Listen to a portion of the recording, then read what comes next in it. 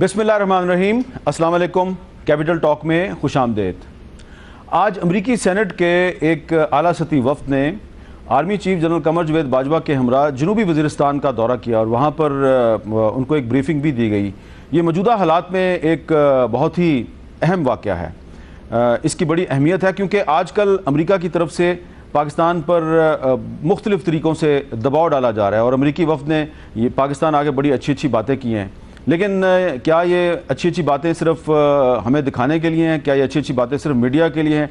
Behind the scene क्या pressure डाले जा रहे हैं? क्या बिहाइंड द सीन वैसे ही प्रेशर डाले जा रहे हैं जैसे 2011 में डाले गए थे और रेमंड डेविस को पाकिस्तान की कस्टडी से रिहाई दिलवाई गई थी? तो 2011 में जो प्रेशर था डू मोर का, वो प्रेशर हमें 2017 में भी नज़र आ रहा है और उस वक्त वो रेमंड डेविस को रिलीज़ करवाना चाहते थे, आजकल वो शकील आफरीदी को रिलीज़ करवाना चाहते हैं।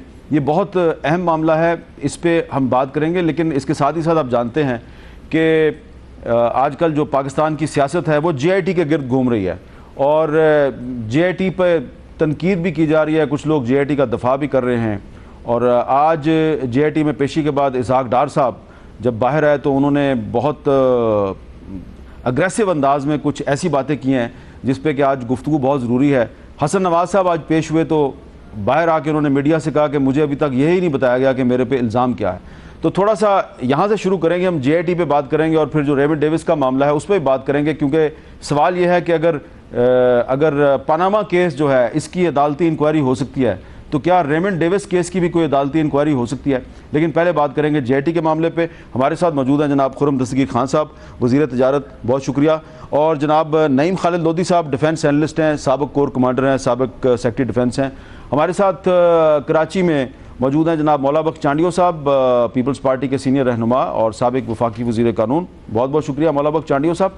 इससे पहले कि मैं गुफ्तगू का आगाज़ करूं, पहले मैं आपको एक क्लिप दिखाना चाहता हूं। आज इसहाक डार साहब ने बहुत सी बातें की हैं, लेकिन एक बात उन्होंने की जिसमें उन्होंने इस खादम का, इस खाकसार का भी जिक्र कर दिया। ज़रा सुने उन्होंने क्या कहा। आपके सबके साथी हामिद मीर, जब मैं प्रेसिडेंट लाहौर चैम्बर था, पूछे कि इनका करैक्टर क्या है। इन्होंने इतनी बेहुदा बातें की मोहतरमा बेनज़ीर भुट्टो के हवाले से, और वो अभी इलेक्शन नहीं हुए थे, केयर टेकर गवर्नमेंट थी। वो हमने तो हामिद मीर को जानता भी नहीं था, मैं सदर लाहौर चैम्बर, मैंने समझा किसी इंडस्ट्रीज का बेटा आ गया सूट वूट पहन के, यंग मुंडा। और जब उस बेचारे ने अगले दिन खबर छापी तो ये पाँव पड़ गए, मुझे कह दे कि मैंने नहीं कहा। आरिफ निज़ामी का ब्रदर इन लॉ इनके साथ आया था, अजमत शाह, उसने कहा है। ये तो इनकी सच्चाई की यानी स्ट्रेंथ है खान साहब की। तो ये डार साहब ने 1993 का एक वाक़या बयान कर दिया और वाक़या, अब उसकी मैं डिटेल में क्या जाऊँ, ये मुझे बहुत हैरानगी हुई है कि डार साहब ने कहा कि वो मुझे उस वक्त नहीं जानते थे। शायद मेरा ये ख्याल है कि वो मुझे भी जानते थे और मैं उनको भी जानता था और मुझे इमरान खान साहब भी जानते थे। लेकिन उनके दफ्तर में जो गुफ्तगू हुई वो सियासी नौयत की गुफ्तगू थी। इमरान खान उस वक्त सियासत में नहीं आए थे। शौकत खानम हॉस्पिटल के लिए फ़ंड रेजिंग कर रहे थे, तो उन्होंने मोहतरमा बेनज़ीर भुट्टो के बारे में वाकई कुछ तनकीदी गुफ्तगू की थी, जो कि मैंने अपने अखबार को रिपोर्ट कर दी, अखबार ने छाप दी। तो इमरान खान साहब को मशवरा दिया गया कि इससे शौकत खानम हॉस्पिटल की जो फ़ंड रेजिंग है उस पर कोई असर पड़ सकता है, तो आप ये ना करें। तो शायद दबाव बिल्कुल आया था तरदीद का। ये डार साहब की बात दुरुस्त है, लेकिन ये बात दुरुस्त नहीं है कि वो मुझे नहीं जानते थे। बहरहाल ये वाक़या जो है, इसमें डार साहब ने यह भी कहा कि इनको 1993 में ही पता चल गया था कि इमरान खान साहब जो है बड़े झूठे शख्स हैं।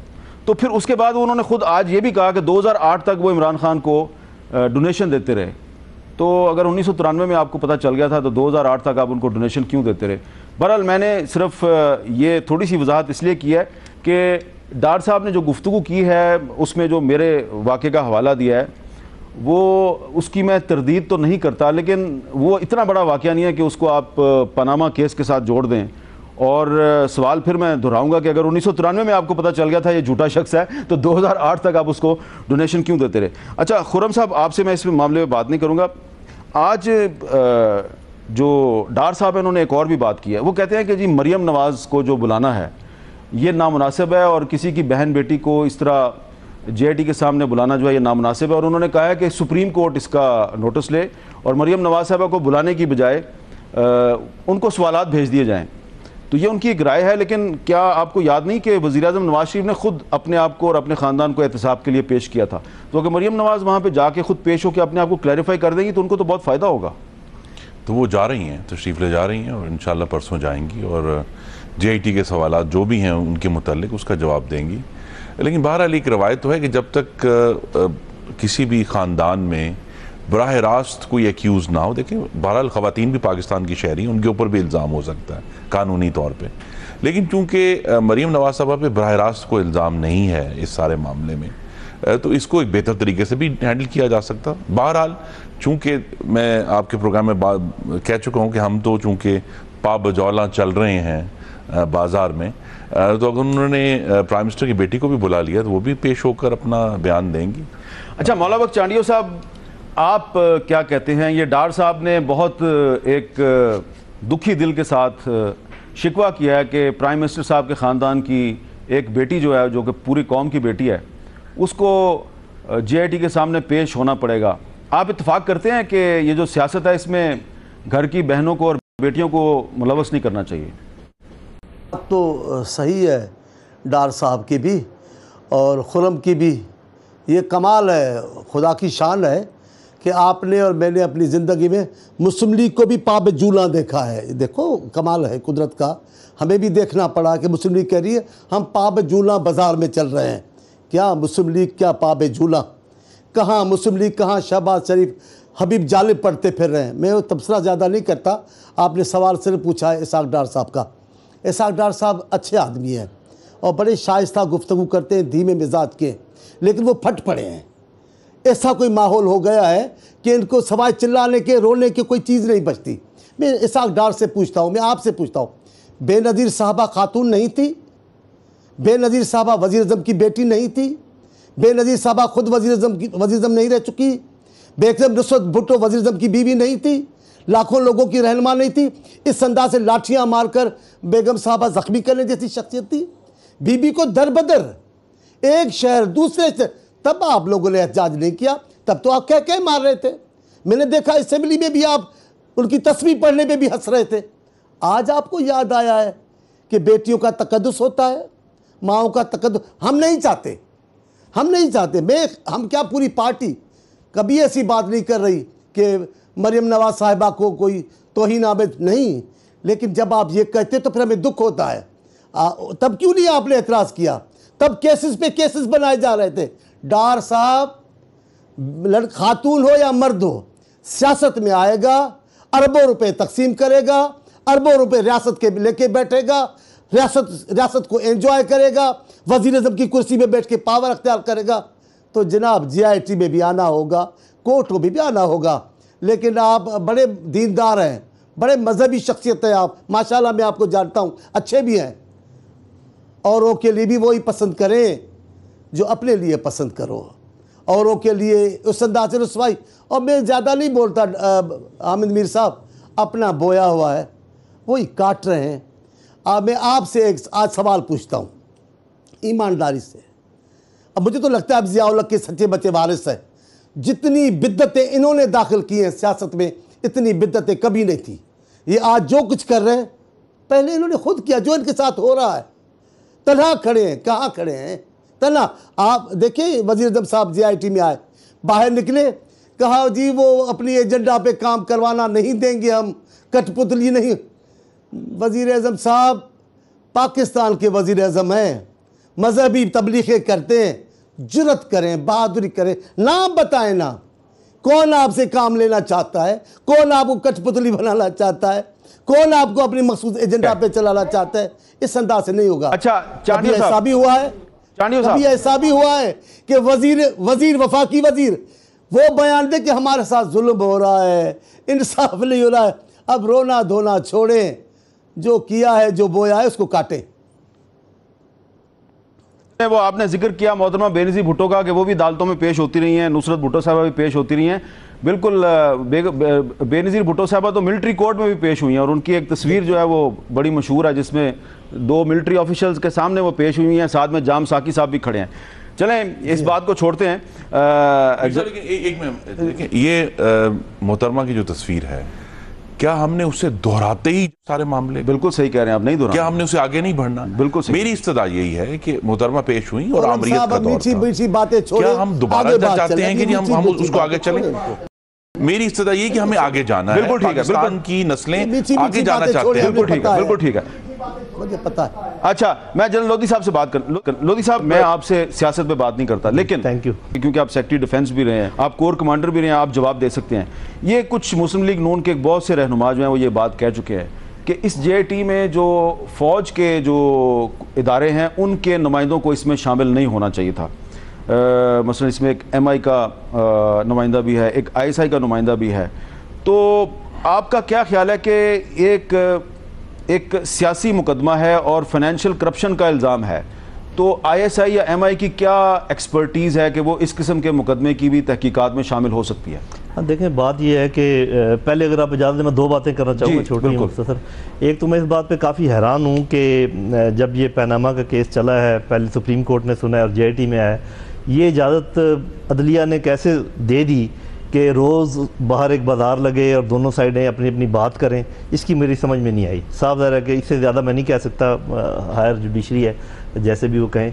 दूसरी बात, JIT मैंने ख़ुद भी इंक्वायरियाँ की हैं, मैं ये एक बात जो समझता हूँ वो ये है कि ये तो एक इंक्वायरी है जिसमें ये फाइंडिंग्स अपनी देंगे और अपनी रिकमेंडेशंस देंगे, और फाइंडिंग्स इनको डॉक्यूमेंट्री प्रूफ के साथ प्रूव करनी पड़ेंगी। जब ये कहेंगे जी हमारी ये फाइंडिंग है, ये फाइंडिंग है, ये फाइंडिंग है, तो साथ वो रेफरेंस देंगे कि ये फाइंडिंग क्यों है। तो वो कोई ऐसे हवा में कोई चीज़ नहीं हो सकती। बाकी जहाँ तक ये है, देखिए जितने भी इन्वेस्टिगेशन के इदारे हैं या जितने भी इंसाफ के इदारे हैं जिसमें जजेस होते हैं, जिसमें इन्वेस्टिगेटर्स होते हैं, वो इंसान होते हैं और उनका किसी न किसी तरफ अफिलिएशन होने का इम्कान हर वक्त मौजूद होता है। कोई भी ऐसा शख्स आपको नहीं मिलेगा जिसको सब कहें कि हाँ जी ये बिल्कुल न्यूट्रल है। और दूसरी बात ये कि ये जो इदारे हैं, चाहे ISI है, फ़ौज है, मेरा नहीं ख्याल कि कोई इसको कोई पार्टीजन अदारा कह सकता है, कोई ये कहे कि जी ये किसी पर्टिकुलर फील्ड में किसी का साइड लेंगे।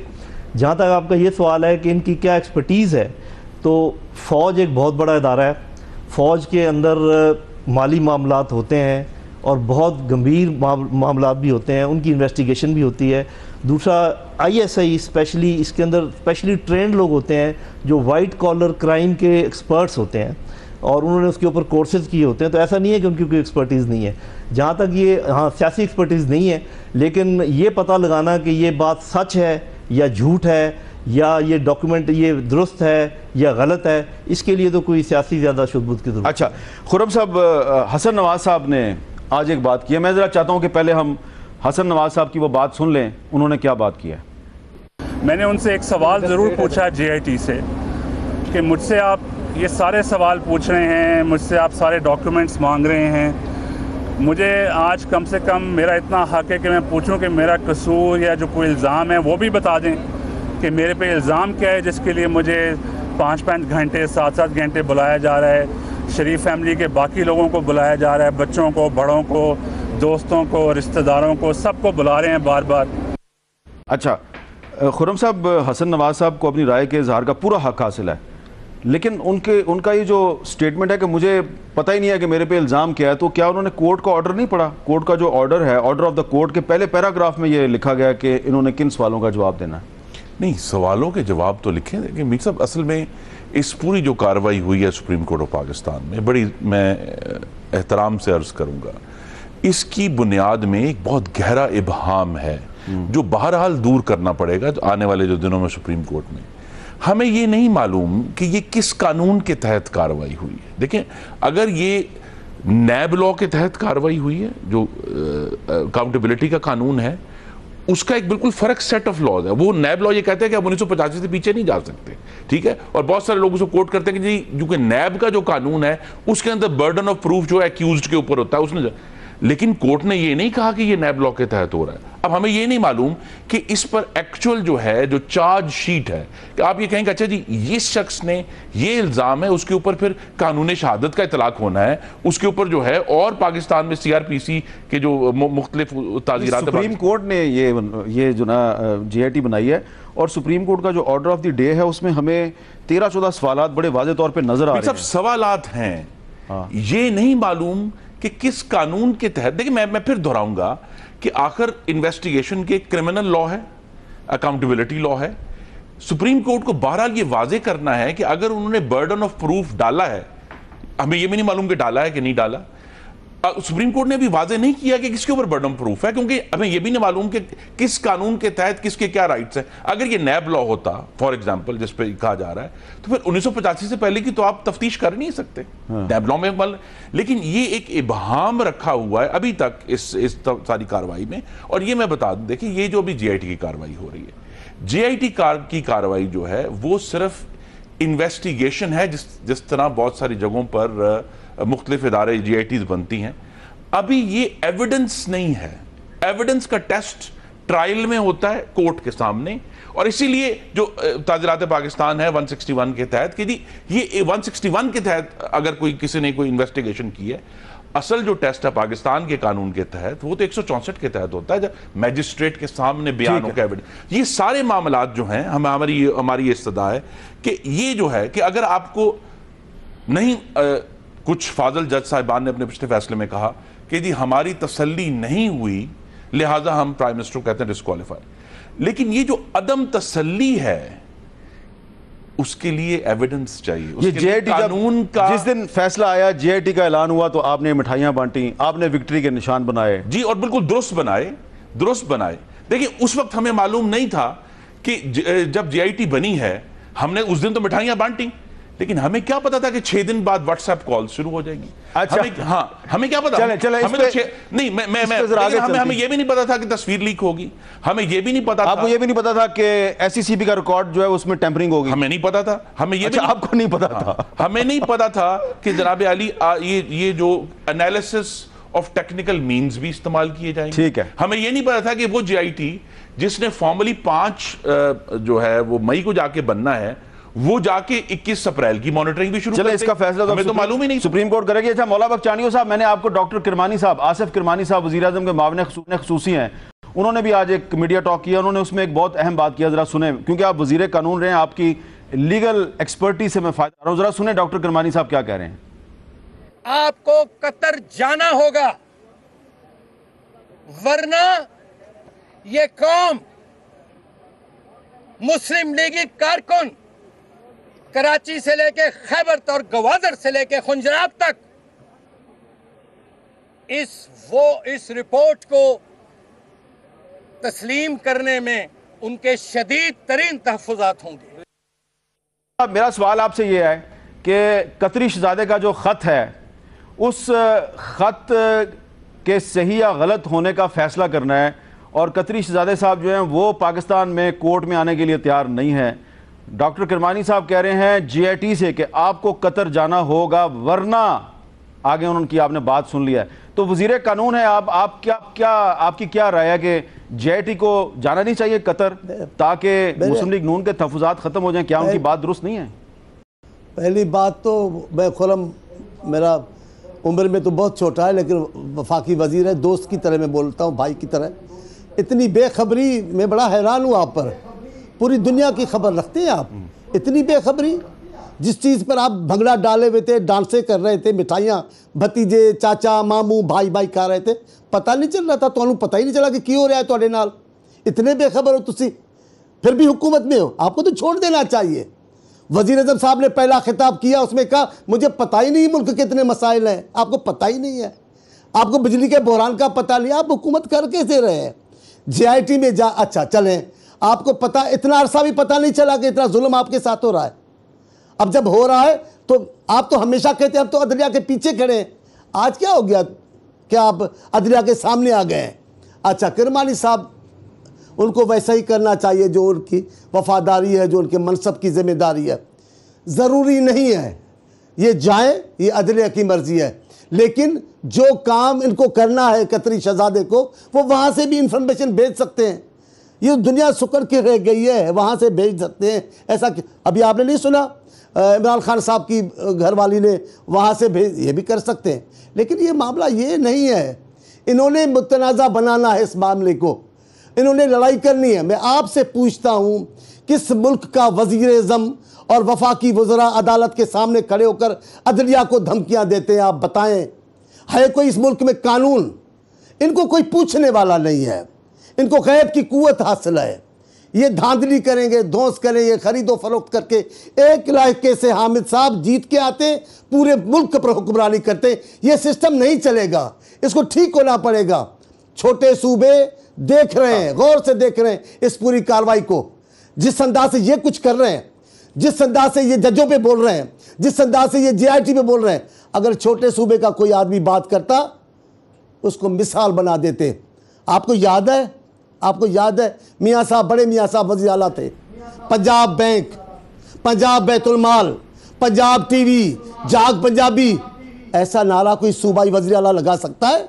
दूसरे सूबे का मार देते, उधर फांसी चढ़ा देते वज़ारत आला के वज़ीर आला हाउस में। आप देखें, ये वफाकी वज़ीर हैं, इन पर तो एक्शन लेना चाहिए, इनको मुस्तफी होना चाहिए। हमने तो नारे लगाए थे, आपने कानून पास कर दिया कि हमारे ऊपर नैब का इतलाक ही नहीं होता सिंध में। बेशक उसका भी जवाब है। सुन ले मीर साहब, सुन ले मीर साहब, सुन ले, आपने पूछा है एक छोटी सी बात, छोटी सी जी कि JIT मेरा ख्याल आज के दौर में ये जिराई करनी है ना शहजादे के ऊपर, तो यहाँ से सवालनामा भी भेज सकती है, स्काइप भी मौजूद है, फेस टाइम भी मौजूद है, तो उसको अरेंज किया जा सकता है। जरूरी नहीं कि वो उधर जाए। आप चांडियो साहब से इत्तेफाक कर रहे हैं? मैं ये कहता हूँ जरूरी नहीं कि शहजादा इधर आए और ये भी जरूरी नहीं कि ये उधर जाए। चलें ठीक है। अच्छा चांडियो साहब, मैंने एक वक्फा लेना है, वक्फे के बाद रेमंड डेविस का जो मामला है उस पर भी बात करनी है, क्योंकि उस दौर में जिस हुकूमत ने उसको पाकिस्तान से जाने दिया या भगाया, उस हुकूमत में आप भी शामिल थे। वक्फे के बाद दोबारा मिलते हैं।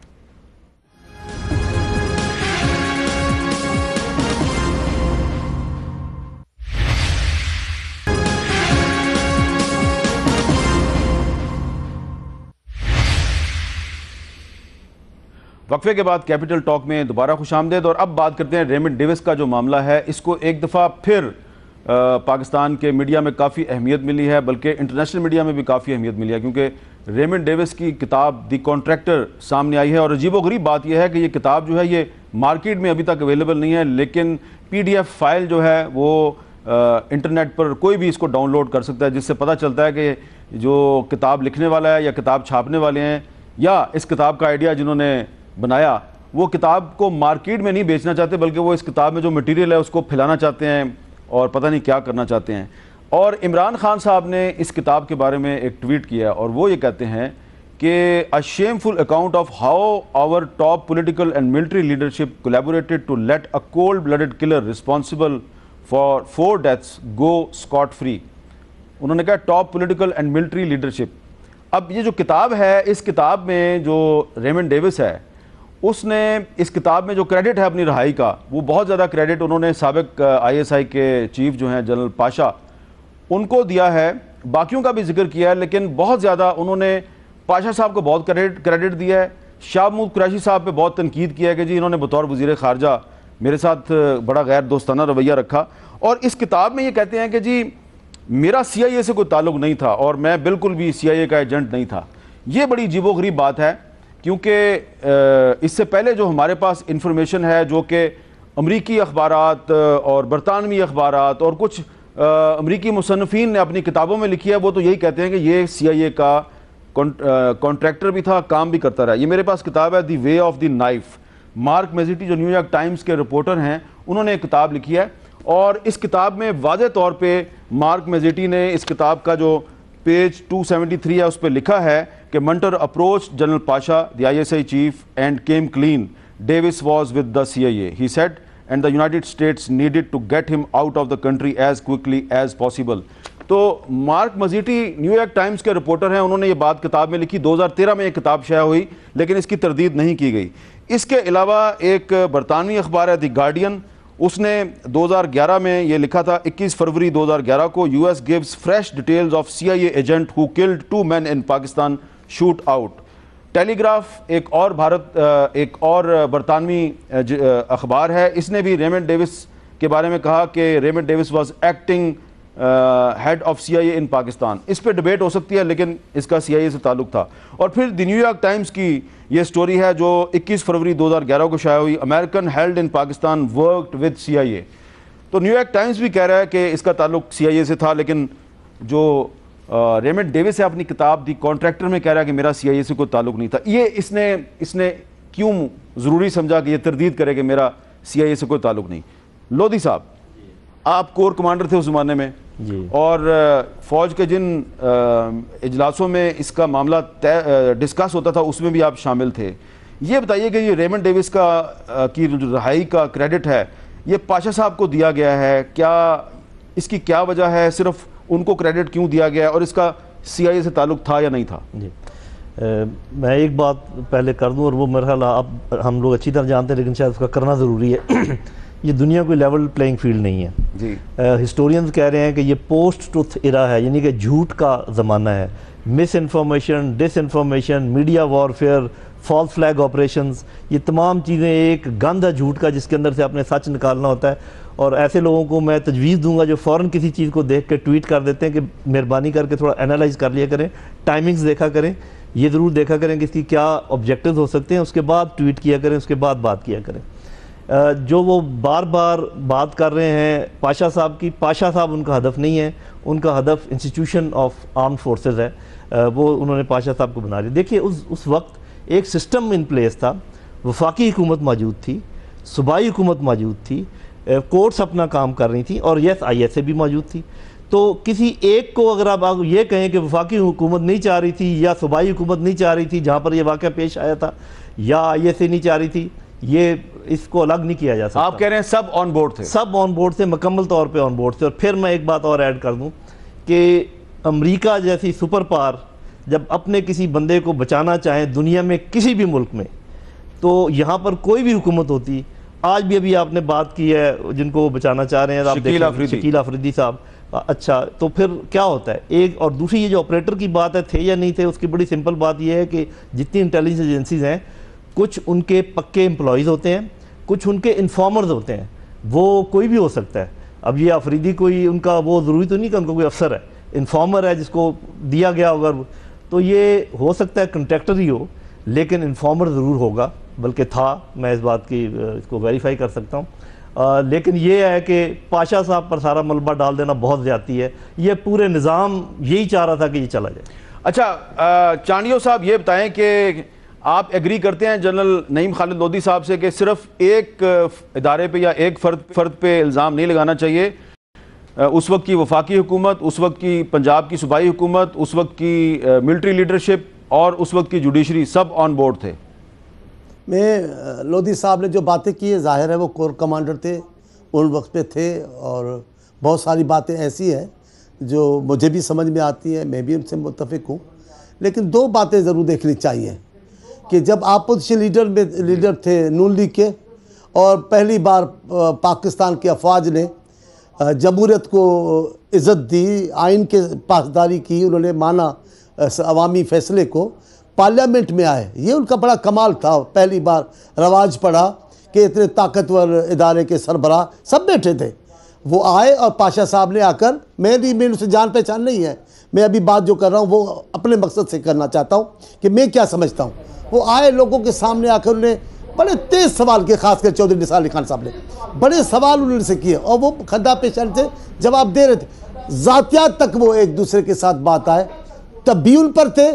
और आज मैं क्या सोचता हूँ, वो ये सोचता हूँ मीर साहब, कोई वजह ज़रूर है। सारी नून लीग की क़यादत शुरू हो गई है कि इंक्वायरी करो किसने किया है, इंक्वायरी ज़रूर कोई वो लोग हैं जिनसे इनको आजकल चिढ़ है, जो समझते हैं हम पर बोझ डालने की वजह वो इदारा है, वो अफराद हैं, ये उनको निशाना बना रहे हैं, ये और कोई भी नहीं।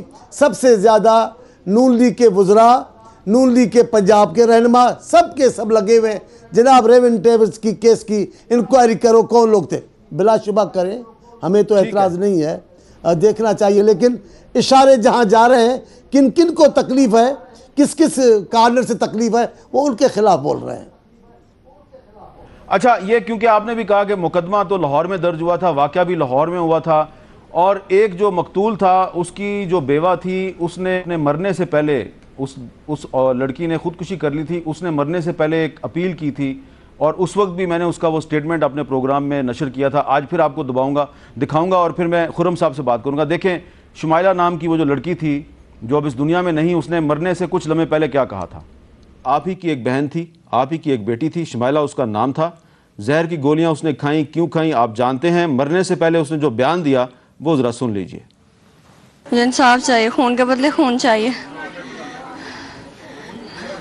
मेरी इल्तिजा है शहबाज शरीफ से, अपनी हुकूमत से, अदालतों से, मीडिया से, आवाम से, मुझे इंसाफ चाहिए, मुझे इंसाफ चाहिए। पूरे 11 दिन हो गए, किसी ने कुछ नहीं किया, किसी ने भी कुछ नहीं किया। जी खुर्रम साहब, शुमाइला अब इस दुनिया में नहीं, उसको इंसाफ नहीं मिला, लेकिन उसका जो मकतूल खामन था उसके लवाहकीन ने दियत के नाम पर रकम वसूल कर ली, लेकिन असल उसकी जो वारिस थी वो तो ये थी। तो मैं ये नहीं कह रहा कि उसने शहबाज शरीफ साहब का नाम क्यों लिया। आप एग्री करेंगे कि तमाम स्टेक होल्डर्स इन्वॉल्व थे, सिर्फ एक या दो बंदों पे आप जिम्मेदारी नहीं डाल सकते? भी सब कोई मिस्ट्री नहीं है। सदर मुमलिकत आसिफ अली जरदारी, बिल्कुल, वज़ीर आज़म Yusuf Raza Gilani, foreign minister Shah Mahmood Qureshi, chief of army staff Kayani साहब थे, शवाक परवेज़ कियानी, DGISI पाशा साहब थे, वज़ीर कानून बाबर अवान थे, वज़ीर इंफॉर्मेशन जो हैं फिरदौस आशिक अवान साहिबा थी। ये सब हजरात जो हैं। चीफ मिनिस्टर पंजाब कौन थे? चीफ मिनिस्टर पंजाब शहबाज शरीफ थे।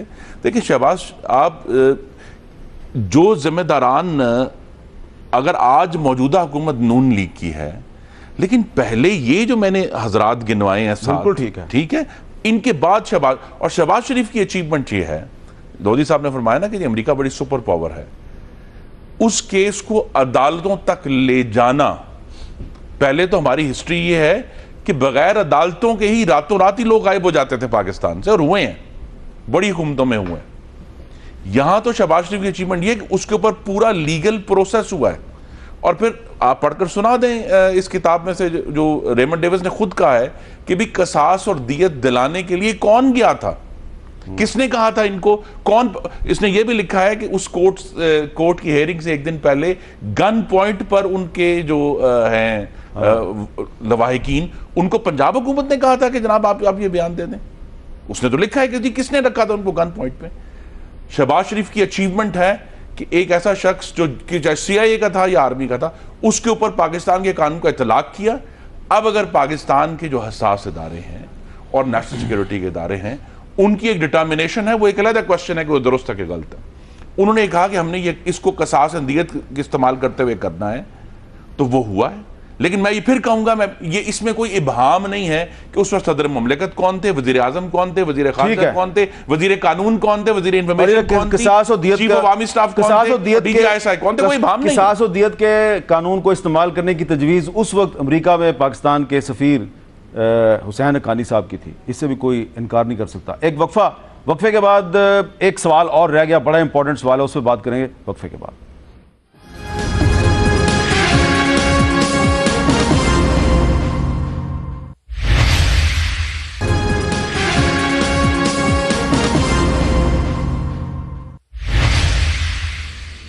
वक्फे के बाद कैपिटल टॉक में दोबारा खुशामदीद। आगे बढ़ने से पहले मैं आपको एक कार्टून दिखाना चाह रहा हूँ। ये आज के दी नेशन अखबार में कार्टून शाया हुआ है, और इस कार्टून में जो रेमंड डेविस की किताब के बाद जो कंट्रोवर्सी शुरू हुई है, उस कंट्रोवर्सी को कार्टूनिस्ट ने डिस्कस किया है कि after Raymond Davis disclosures, nationalism जो है उसके ऊपर बहुत से सवालात खड़े हो गए हैं।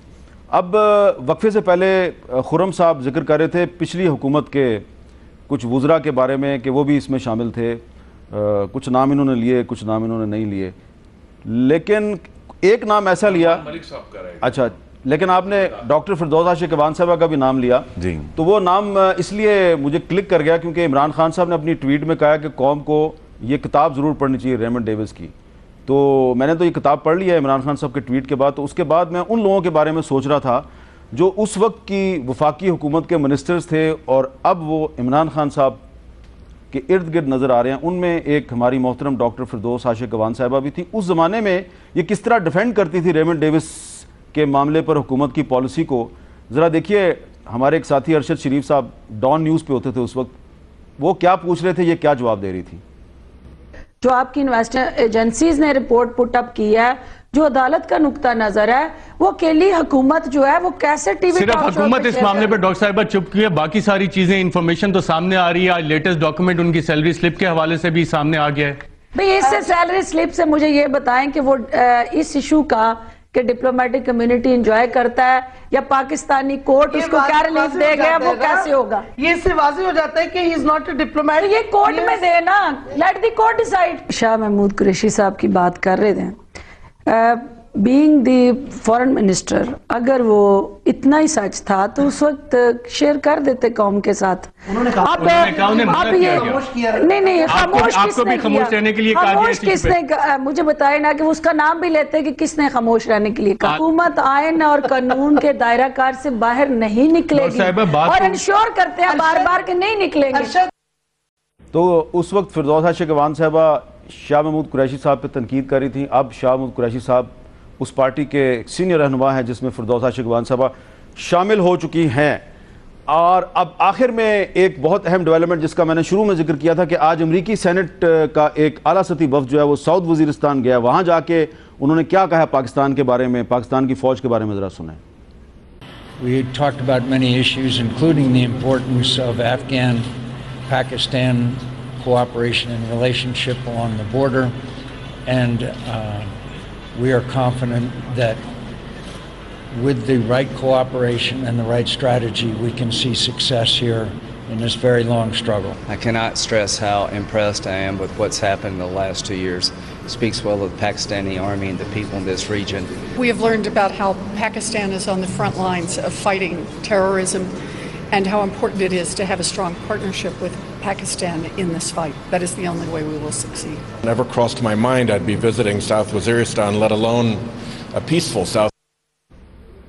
जी, तो ये जनरल साहब आपसे पूछूंगा कि ये बड़ी तारीफें कर रहे हैं पाकिस्तानी फौज की, दिल से कर रहे हैं या वापस अमेरिका जाके फिर पाकिस्तान के ऊपर इल्जामात लगाएंगे? अल्लामा इकबाल ने कहा था ना, है कवाकब कुछ नज़र आते हैं कुछ, तो ये वो बात है। बात ये है कि बातों की बात नहीं होती, एक्शंस की बात होती है। जब उन्होंने हमारे सबसे बड़े नंबर 1 दुश्मन के साथ अपना हाथ मिला लिया है और अफगानिस्तान का वो मामला उसको साथ लेके चले हैं हमारे मुकाबले में, तो इसका ये मतलब है कि उन्होंने अपना फ़ैसला कर लिया है। बाकी वो कहते क्या हैं, बोलते क्या हैं, ये अलग बात। देखिए, आपका क्या ख्याल है कि अमेरिका अमन चाहेगा पाकिस्तान में या अफगानिस्तान में? जब इराक़ में गए वहाँ अमन पैदा हो गया, लीबिया गए वहाँ अमन पैदा हो गया। आपका ख्याल है अमेरिका पाकिस्तान में अमन नहीं चाहता? कतन नहीं चाहता। और क्यों चाहेगा? अपने उसने हथियार नहीं बेचने, उसने कंट्रोल नहीं करना। अगर बदअमनी होगी तो कितना अच्छा इनके पास मौका है कंट्रोल करने का, सिविल हुकूमत को फ़ौज के ख़िलाफ़, फ़ौज को सिविल हुकूमत के ख़िलाफ़, अफ़गानिस्तान को पाकिस्तान के ख़िलाफ़, पाकिस्तान को अफ़गानिस्तान के ख़िलाफ़। वो क्यों चाहेंगे अमन? वो चाहते हैं अमन अपने कंडीशंस के ऊपर के वो कंडीशन कभी भी पूरी नहीं हो सकती कि जी अफ़गान तालिबान बिल्कुल बाहर रहें। अफ़गान तालिबान वहाँ का मेजर स्टेक होल्डर्स हैं, उनको जब तक आप मेन स्ट्रीम में लेकर नहीं आते वहाँ अमन हो ही नहीं सकता। वो उनको लाना नहीं चाहते। अमन होते ही वो बाहर होंगे, अमन होते ही इंडिया बाहर होगा, अमन होते ही यूनिटी गवर्नमेंट बाहर होगी, तो अमन होते ही जितने ये नारकोटिक्स वाले हैं, गन रनर्स हैं, ये बाहर होंगे। तो आपका क्या ख्याल है कौन अमन चाहता है? सिवाय गरीब अफ़गान अवाम के कोई अमन नहीं चाहता। पाकिस्तान अमन चाहता है इसलिए कि हमें तो वो सूट करता है। खुर्रम साहब, आप इत्तेफाक करेंगे कि अमेरिका पाकिस्तान में भी अमन नहीं चाहता, अफगानिस्तान में भी अमन नहीं चाहता? जी, अमेरिका की जो मौजूदगी है अफगानिस्तान में वो एक बड़ा मेजर डिस्टेबलाइजिंग फैक्टर बना हुआ है। लोगों का ख्याल यही है कि शायद उनका कोई इंटरेस्ट है वहाँ रहने में। मकसद तो यही है इस वक्त कि जब पाकिस्तान अब क्रॉस बॉर्डर टेररिज्म वहाँ से हो रहा है पाकिस्तान के ऊपर, तो पाकिस्तान का तो इंटरेस्ट है और हमने फेंसिंग शुरू कर दी है, जो एक अमेरिका के साथ मैं समझता हूँ प्राइम मिनिस्टर नवाज शरीफ के इस दौर में एक बड़ी हकीकत पसंदाना रिलेशनशिप कायम हुई है, जिसकी वजह से हमने एक पिवट किया है, बड़ा वाजे है चाइना और रशिया की तरफ, उस तरफ हमने एक शिफ्ट किया है और वहां स्ट्रेटेजिक रिलेशनशिप बिल्ड करना शुरू किया है। तो अमेरिका के साथ हकीकत पसंदाना रिलेशनशिप है। ये सेनेटर्स बड़े ऑनरेबल हैं और बड़े इन्फ्लुएंशियल हैं, ये जाकर वहां बात तो करेंगे, लेकिन बहरहाल जो पॉलिसी है वो भी अमेरिका की इस खित्ते के मामले में उसके ऊपर बहुत ज्यादा तहफ़्फ़ुज़ात, बहुत शुक्रिया शुगूक और शुबहात। खुर्रम साहब बहुत शुक्रिया, नईम खालिद लोधी साहब बहुत शुक्रिया, मौला बख्शानी साहब आपका बहुत बहुत शुक्रिया। और मैं चलते चलते सिर्फ इतनी गुजारिश करूंगा कि जिस तरह 2011 में रेमंड डेविस को पाकिस्तान से बाहर भेज दिया गया और पाकिस्तान के तमाम जो रियासती इदारे थे वो एक पेज पर थे, अब अमेरिका की कोशिश है कि शकील आफरीदी को भी पाकिस्तान से वो रिलीज़ करवा दे, लेकिन इस वक्त पाकिस्तान के जो तमाम रियासती इदारे हैं वो एक पेज पर नहीं हैं, इसलिए अमेरिका के लिए काफ़ी मुश्किलात हैं। और अगर पाकिस्तान में रियासती इदारे एक दूसरे के ख़िलाफ़ नबर्द आज़मा होते हैं, एक दूसरे के ख़िलाफ़ मुहाजरा ही करते हैं तो फ़ायदा किसको होगा, मुझे आपको बताने की ज़रूरत नहीं। इजाज़त दीजिए, अल्लाह हाफ़िज़।